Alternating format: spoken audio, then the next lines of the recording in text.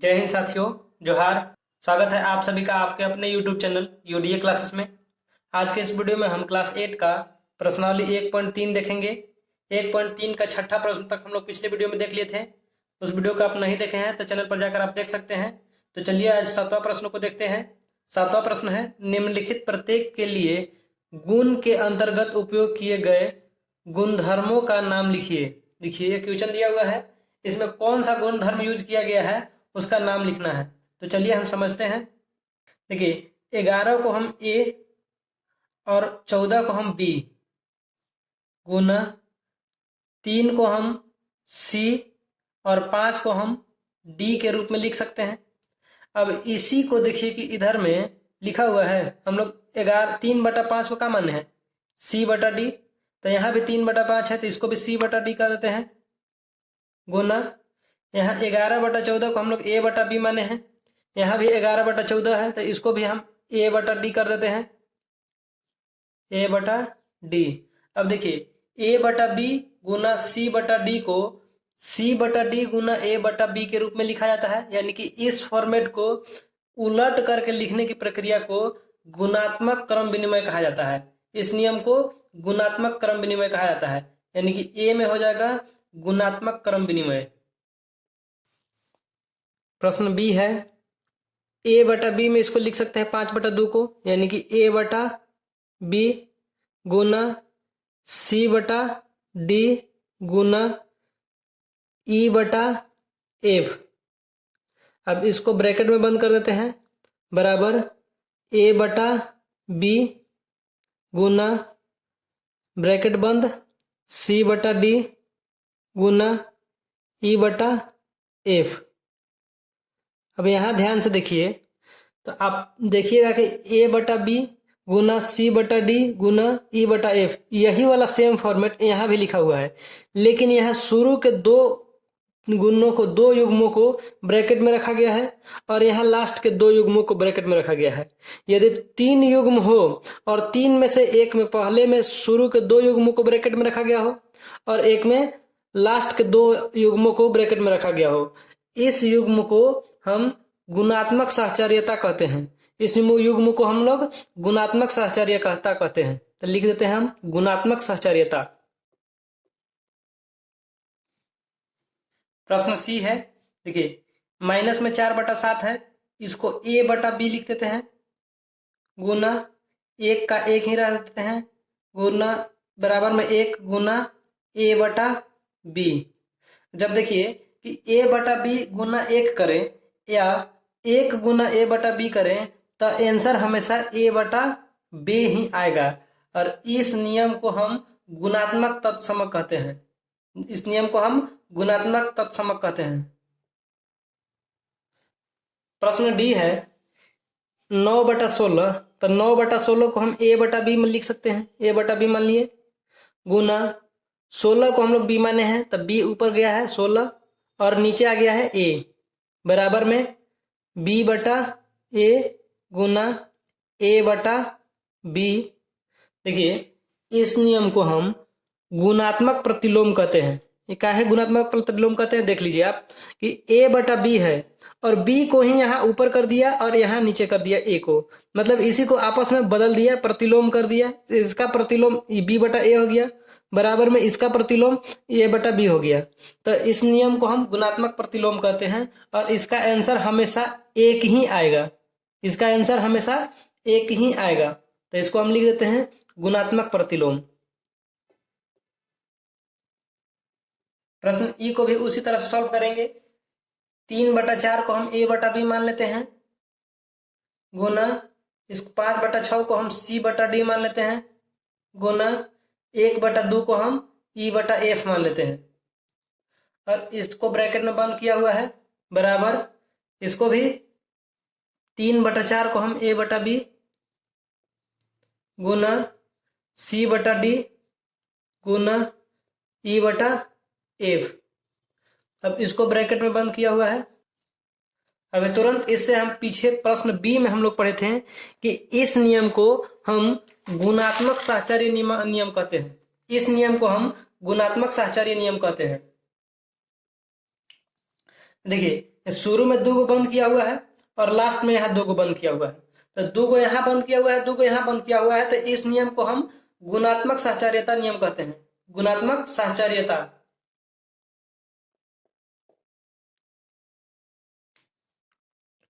F की तरफ चलते हैं। एफ में देखिए कि ए बटा बी गुना 0। यदि ए बटा बी में 0 से गुना करेंगे तो 0 ही हमेशा आएगा, और इस नियम को शून्य का गुणात्मक गुण कहा जाता है। इस नियम को शून्य का गुणात्मक गुण कहा जाता है। अगला प्रश्न 8 है, मान ज्ञात कीजिए। देखिए ए में दिया हुआ है, कुछ प्रश्न दिया हुआ है भीम का गुना, और इसका मान ज्ञात करना है। तो चलिए हम इसको सॉल्व करते हैं। सबसे पहले हम लिख लेते हैं 2/5, इसको नीचे उतार लेते हैं, गुना माइनस में 21/28 गुना 15/30 गुना 7/35। अब देखिए इसको कि हम 2 से 28 को काट सकते हैं 14 बार में। 2 से 28 कट गया 14 बार में, और 5 के पहाड़ा में 3 बार में 15 कटता है, और 5 के पहाड़ा में 7 बार में 35 कट गया, और 7 के पहाड़ा में 7 कट जाएगा, और 3 के पहाड़ा में 30 कट जाएगा 10 बार में। और देखिए कोई कट रहा है, तो और अभी कोई यहाँ भी कट रहा है कि देखिए 21 कट जाएगा 7 के पहाड़ा में 3 बार में, और 14 कट जाएगा 7 के पहाड़ा में 2 बार में।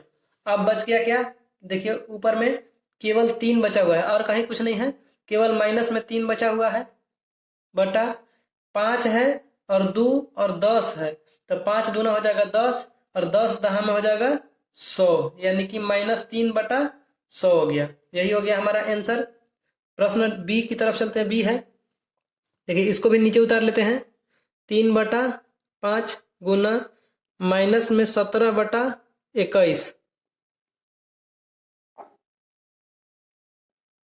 इसको ब्रैकेट में बंद कर लिए, गुना 36/85 गुना 30/18। अब इसको भी उसी तरह से सॉल्व करते हैं। देखिए कि 3 के पहाड़ा में 21 7 बार में कट जा रहा है, और इस 17 के पहाड़ा में 85 5 बार में कट जा रहा है। 17 5 85 कट जाता है। अब देखिए कि ये वाला 5 से ये 30 काट सकते हैं 6 बार में, और ये 6 से ये 18 काट देंगे 3 बार में, और 3 से ये 36 काट देंगे 12 बार में। और कोई कट रहा है? और कोई अभी कट नहीं रहा है, तो हम डायरेक्ट लिख देंगे यहाँ आंसर कि यहाँ 12 बचा हुआ है केवल, और बाकी सब कट गया है। तो ऊपर में है 12, और देखिए यहाँ माइनस था, तो ये माइनस का माइनस रहेगा ही रहेगा अभी, और नीचे है 5 और यहाँ 7 है, तो 5 7 हो जाएगा 35, यानी कि माइनस में 12/35, यही हो जाएगा बी का आंसर। 9वां प्रश्न है, सत्यापित कीजिए कि निम्नलिखित कथन सत्य है अथवा असत्य। देखिए भीम का भागा दिया हुआ है, इसको हमें सत्यापित करना है कि सत्य है या असत्य। तो अगर इधर का आंसर और इधर का आंसर अगर बराबर आ गया तो सत्य है, और दोनों का आंसर अगर बराबर नहीं आया तो असत्य है। तो चलिए हम लोग सॉल्व करने के बाद हम लोग को पता चलेगा कि सत्य है कि असत्य है। सॉल्व करते हैं। 2/3। अब देखिए कि ये भागा में है, ये भागा को हम गुना में चेंज कर देंगे, तो भागा को जब गुना में चेंज करते हैं तो नीचे वाला ऊपर चला जाता है और ऊपर वाला नीचे आ जाता है, यानी कि 9/-8 हो जाएगा, बराबर -8/9। यहाँ भी भागा को गुना में चेंज कर देंगे, 3/2 हो जाएगा। अब देखिए कि 2 के पहाड़ा में 8 कट जाता है 4 बार में, और 3 के पहाड़ा में 9 कट जाता है 3 बार में। यहाँ भी 3 के पहाड़ा में 9 कट जाएगा 3 बार में, और 2 के पहाड़ा में 8 कट जाएगा 4 बार में। तो यहाँ आ गया 3/-4, और यहाँ आ गया -4/3। यहाँ देखिए 4 है और ये माइनस का -/3। इधर आया 3/-4 बराबर, इधर आ गया -4/3, यानी कि दोनों का आंसर बराबर नहीं है, तो लिख देंगे असत्य। अब दूसरा को इसी तरह से सॉल्व करेंगे। बी को, बी में देखिए कि यहाँ है -9। अब इसको हम भागा को गुना में चेंज कर देंगे, तो गुना का लिखते हैं, और 3 है ऊपर तो 3 आ जाएगा नीचे, और 4 ऊपर चला जाएगा, तो हो जाएगा 4/3 बराबर 3/4। अब इसको चेंज करेंगे भागा को गुना में, तो देखिए ये 9 ऊपर में है तो 9 आ जाएगा यहाँ पर नीचे में, यानी कि 1/9 हो जाएगा। इसके नीचे कुछ नहीं है तो 1 छिपा हुआ है, 1 छिपा हुआ है तो 1 चला जाएगा ऊपर और 9 आ जाएगा नीचे। तो यहाँ भी कुछ नहीं है तो 1 छिपा हुआ है, और 3 से 9 कट जाएगा 3 बार में, बाकी कोई किसी से नहीं कटेगा। यहाँ भी 3 से 9 कट जाएगा 3 बार में। अब ऊपर में देखिए कि 3 चौका 12 बचा, और ये माइनस का माइनस है, बराबर में यहाँ है ऊपर में कुछ नहीं है तो 1 है बटा 4 तिहाई 12, और ये वाला माइनस था तो यहाँ भी माइनस रहेगा, यहाँ भी माइनस रहेगा, यानी कि ई वाला आ गया माइनस में 12 और ई वाला आया है 1 बटा माइनस में 12, यानी कि ई भी असत्य है। 10वां प्रश्न है, बताइए। उसमें 7 ठो प्रश्न दिया हुआ है और उसको सॉल्व करना है। तो ए में दिया हुआ है कि ऐसी परिमेय संख्या जिसका कोई व्युत्क्रम नहीं है, एक ऐसा परिमेय संख्या लिखना है जिसका कोई व्युत्क्रम यानी कि उल्टिया नहीं है। तो 0 एक ऐसा परिमेय संख्या है जिसका उल्टिया नहीं है। 0 का उल्टिया क्या होगा? -0, और माइनस में 0 कभी नहीं होता है तो माइनस में वो भी प्लस में हो जाएगा। तो इसलिए 0 एक ऐसी परिमेय संख्या है जिसका व्युत्क्रम यानी कि उल्टिया खुद कोई नहीं है, ये खुद ही है। तो 0 एक परिमेय संख्या हो गया। अब दूसरा प्रश्न है, परिमेय संख्या जो अपने व्युत्क्रम के समान हो, तो ये इसमें भी हो जाएगा 0। 0 का उल्टिया यानी व्युत्क्रम मतलब यानी कि उल्टिया, तो 0 का उल्टिया कितना हो जाएगा? 0 होता है 0 का उल्टिया। तीसरा है, परिमेय संख्या जो अपने ऋणात्मक के समान हो, मतलब एक परिमेय संख्या लिखना है जो अपने ऋणात्मक का भी समान हो, तो 0 ही है। 0 को अगर माइनस में लिखिए या प्लस में लिखिए, ये हमेशा 0 ही लिखा जाता है। प्रश्न डी है, क्या परिमेय संख्याएं भाग के अंतर्गत सदैव समृत हैं? तो भाग के अंतर्गत सदैव समृत नहीं है, कभी कभी समृत होते हैं और कभी कभी असमृत भी हो जाते हैं, यानी कि सदैव समृत नहीं है। प्रश्न संख्या ई है, क्या परिमेय संख्याएं भाग के अंतर्गत सदैव क्रम विनिमय है? तो सदैव क्रम विनिमय नहीं है, क्या लिख देंगे? नहीं है। अगला प्रश्न है, क्या परिमेय संख्याएं भाग के अंतर्गत सहचर्य हैं? तो भाग के अंतर्गत सहचर्य नहीं होते हैं, सहचर्य केवल गुना के अंतर्गत होते हैं, तो भाग के अंतर्गत सहचर्य नहीं है। अगला प्रश्न है, क्या हम 1 को 0 से भाग कर सकते हैं? 1 को 0 से भाग कर सकते हैं? तो नहीं कर सकते हैं, क्योंकि देखिए 0 से अगर 1 में भागा देंगे तो 1 में कैसे भाग पढ़ेंगे? नहीं पढ़ सकते, नहीं भागा दे सकते हैं। इसलिए 0 में हम 1 में 0 से भागा नहीं दे सकते हैं। प्रश्न 11 है, रिक्त स्थानों को भरिए। पहला प्रश्न है, शून्य का व्युत्क्रम है। तो शून्य यानी कि 0 का व्युत्क्रम, तो 0 का व्युत्क्रम होता है 0 अगर लिखें तो 0 का उल्टिया का आप -0 समझ रहे हैं, तो 0 को -0 लिख सकते हैं? कभी नहीं लिख सकते हैं, ये गलत हो जाएगा। तो 0 का व्युत्क्रम कोई भी संख्या नहीं होता, 0 का व्युत्क्रम होता ही नहीं है, इसलिए यहाँ लिख देंगे नहीं, 0 का व्युत्क्रम नहीं होता है। अब है बी प्रश्न, संख्या खाली स्थान तथा संख्या स्वयं के व्युत्क्रम है। देखिए 1 है और यहाँ -1, 1 का व्युत्क्रम यानी कि 1 का उल्टिया -1 होगा और -1 का उल्टिया 1 हो जाएगा। ये दोनों आपस में स्वयं का व्युत्क्रम है, यही आपस में स्वयं का व्युत्क्रम हो जाएगा। अगला प्रश्न है, परिमेय संख्या तथा उनके व्युत्क्रम का गुणनफल, मतलब कोई परिमेय संख्या, जैसे देखिए कि एक परिमेय संख्या है 2/3 और इसका गुणनफल 3/2। देखिए कहा था कि परिमेय संख्या तथा उसके व्युत्क्रम का गुणनफल, परिमेय संख्या ही हो गया और इसका व्युत्क्रम मतलब उल्टिया, इसका उल्टिया कर दिए, इसका गुणनफल हमेशा कितना आएगा? 3 से 3 खत्म, 1 से 1 खत्म, बराबर 2 से 2 खत्म, बराबर बचा 1। मतलब कि परिमेय संख्या तथा उसके व्युत्क्रम का गुणनफल हमेशा 1 ही आएगा। जब भी आप परिमेय संख्या और उसके व्युत्क्रम का गुणनफल करेंगे यानी गुना करेंगे तो हमेशा 1 ही आएगा। अब चलिए आगे चलते हैं। 2 परिमेय संख्याओं का गुणनफल हमेशा परिमेय संख्या ही आएगा। जब जैसे देखिए कि कोई परिमेय संख्या हम लिख दिए 2/3, अब इसी में एक और परिमेय संख्या से गुना कर रहे हैं, मान के चलिए कि 3/2। अब इसको गुना करेंगे तो 3 से 3 खत्म हो जाएगा और 2 से 2 खत्म हो जाएगा, तो आ गया 1। एक भी तो एक परिमेय संख्या ही ना है, तो मतलब कि दो परिमेय संख्याओं का गुणनफल हमेशा परिमेय संख्या ही आता है, यानी कि परिमेय ही आता है, परिमेय। अगला प्रश्न ई है, किसी घनात्मक परिमेय संख्या का व्युत्क्रम खाली स्थान है। देखिए, एक तो घनात्मक परिमेय संख्या लिख लेते हैं, मान के चलिए कि 5/4, ये घनात्मक में है। अब इसका व्युत्क्रम कितना हो जाएगा, इसका व्युत्क्रम हो जाएगा, यानी कि उल्टिया हो जाएगा 4/5। जब ये घनात्मक में है तो इसका व्युत्क्रम भी तो घनात्मक ही ना आया, तो हम यहाँ लिख देंगे घनात्मक परिमेय संख्या का व्युत्क्रम घनात्मक ही होता है। अगला है, किसी ऋणात्मक परिमेय संख्या का व्युत्क्रम, अब खाली स्थान है, तो देखिए कोई संख्या ऋणात्मक में लिख दी, जैसे मान के चलिए कि 5/4 तो घनात्मक में लिखा हुआ है। अब इसको हम माइनस में 5/4 लिखे, ये ऋणात्मक परिमेय संख्या हो गया। अब इसी को हम व्युत्क्रम करेंगे तो यहाँ माइनस आएगा ना, तो जब यहाँ माइनस में था यानी कि ऋणात्मक में था, तो यहाँ भी तो माइनस आ गया तो ऋणात्मक ही हो गया, यानी कि किसी ऋणात्मक परिमेय संख्या का व्युत्क्रम ऋणात्मक ही होगा,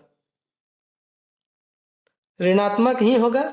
अब अगला है, 1/x ब्रैकेट में बंद x बराबर नॉट 0 का व्युत्क्रम खाली स्थान है। मतलब कहने का मतलब है कि कोई संख्या x होगा और 1 है, तो कोई x जो संख्या है उसका व्युत्क्रम क्या होगा, तो स्वयं x ही हो जाएगा। जो संख्या रहेगा, जैसे मान के चलिए कि 1/3 है, 1/3 है, तो इसका व्युत्क्रम क्या हो जाएगा, इसका व्युत्क्रम 3/1 होगा। अब 3/1 को हम डायरेक्ट 3 नहीं लिख सकते हैं, तो इसका व्युत्क्रम x का व्युत्क्रम कितना हो जाएगा, x ही हो जाएगा। x की जगह पर कोई भी संख्या हो सकता है, 3, 4, 5, 10 कोई भी संख्या हो सकता है, एक ऊपर में रहे और बटा में x रहे, तो x का व्युत्क्रम x ही हो जाएगा।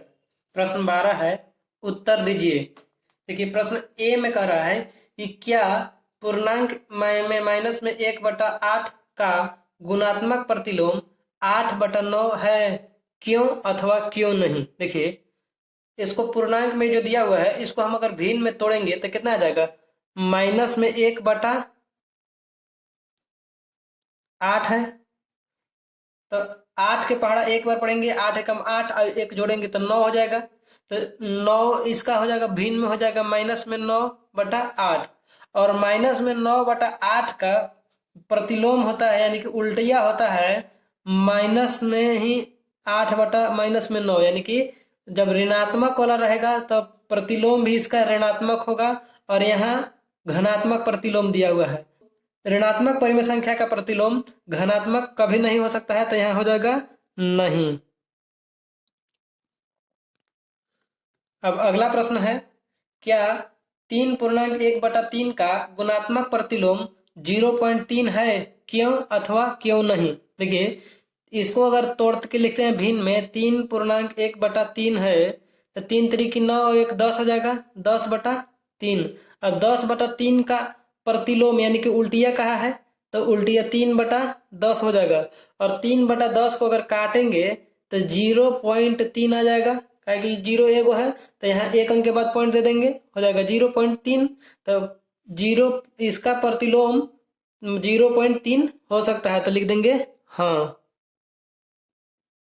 अगला प्रश्न है, क्या 0.4 का व्युत्क्रम 5/2 है। देखिए, 0.4 का व्युत्क्रम कहा है 5/2, तो देखिए 5/2 को हम 2/5 लिख सकते हैं। 5/2 का व्युत्क्रम हो जाएगा 2/5, और 2/5 को हम जब काटते हैं, 5 से 2 को काटते हैं, तो 5 के पहाड़ा में 2 नहीं आता है, 0 बैठा के पॉइंट बैठाएंगे और यहाँ 0 बैठा देंगे, तो 5 चौका हो जाएगा 20, 20 कट जाएगा, यानी कि अगर 5 से 2 में भागा देते हैं तो 0.4 आ जा रहा है, यानी कि 5/2 का व्युत्क्रम 0.4 है, तो 0.4 का भी व्युत्क्रम 5/2 हो जाएगा, तो लिख देंगे हाँ। अगला प्रश्न है, क्या है कि 6/13 को गुना करना है -7/16 का व्युत्क्रम से, तो -7/16 का व्युत्क्रम हो जाएगा 16/-7, अब इसका व्युत्क्रम से गुना कर रहे हैं तो 16 के पहाड़ा 6 बार पढ़ेंगे, 16 छक 96 हो जाएगा, बटा 13 के पहाड़ा 7 बार पढ़ेंगे, 13 सते 91, और ये माइनस का चिन्ह है तो माइनस का चिन्ह, यानी कि 96 बटा माइनस में 91 हो जाएगा, 96 बटा माइनस में 91। अब आगे चलते हैं प्रश्न संख्या ई की तरफ। ई में कहा है कि 5 बटा 7 प्लस 2 बटा 7 गुना 5, इसको सोल्व करना है। तो देखिए 5 बटा 7 और 5 बटा 7 को पहले लिख लेते हैं, 5 बटा 7 प्लस 2 बटा 7 ब्रैकेट में बंद गुना 5 है। तो इसको जब सोल्व करेंगे तो दोनों का एलसीएम लेंगे 7 7 का, तो 7 और 7 का एलसीएम आ जाएगा 7, 7 के पहाड़ा में 7 एक बार में आता है, 1 के पहाड़ा 5 बार पढ़ेंगे 5 हो जाएगा, प्लस 7 के पहाड़ा में 7 एक बार में आता है, 1 के पहाड़ा 2 बार पढ़ेंगे 2 हो जाएगा, ब्रैकेट में बंद गुना 5। अब जब इसको सोल्व करेंगे तो 7 5 और 2 7 हो जाएगा, बटा 7, और ब्रैकेट के बाहर निकाल देंगे तो गुना 5। अब देखिए 7 से 7 कट जाएगा तो बचेगा कितना, एक बार में कटेगा, तब 1 के पहाड़ा 5 बार पढ़ेंगे तो कितना आ जाएगा 5, तो 7 इसका गुण जो मान आएगा वो आ जाएगा 5 खाली आ जाएगा, 5 बटा 1 भी लिख सकते हैं, लेकिन यहाँ 1 छुपा हुआ रह जाएगा, कोई दिक्कत नहीं है, तो यहाँ हो जाएगा 5।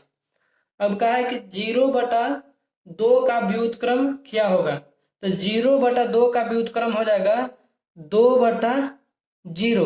तो 2 बटा 0 कभी भी संख्या के नीचे यानी कि बटा में 0 नहीं रहता है, तो यहाँ नीचे 0 आ जा रहा है, इसीलिए ये हो जाएगा अपरिभाषित। 0 कभी भी नीचे नहीं रह सकता है, इसलिए ये हो गया अपरिभाषित।